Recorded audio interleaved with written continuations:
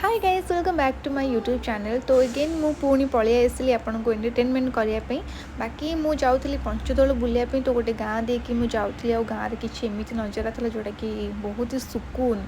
तो फाइनाली पंचदोल पड़िया आसिक मु पहुँची गली जोटा कि बाणपुर सबुठ फेमस आ बड़ फेस्टिवल कहवा गले। बाकी ये गहली एते थिला मु तो किछटा क्लिप्स काटी देइछि मु आपको देखे पानी मुझे भितर पूरा माने स्टक हो गली मु कौन ही कह आपको कैमेरा सेमती ऑन अच्छी। बाकी गहली जमी थिला मु आपको देखई दूचे केमती कौन थिला मु किछि भी क्लिप्स नहीं पारलिनी गहली जोगु डर भी लगुला काले फोन के हाथ रू नहीं जीवो बिकॉज गहली धूली भी एते ना किछि खाई हैला ना किछि ठीक से बुली हैला। तो बस ठाकुर को दर्शन भलसे करनेली आती बुलवा कथा टिके बुली नेली। शॉपिंग तो मुझे कलिनी किंतु हाँ इयरिंग दी चार्टा किणी से वीडियोर एंड रे मु देखेदेवी मु कौन 3-4टा इयरिंग्स किणी। बाकी ये पूरा 108 ठाकुर अच्छा जी कि आप देखिपे बहुत गाँव आसो।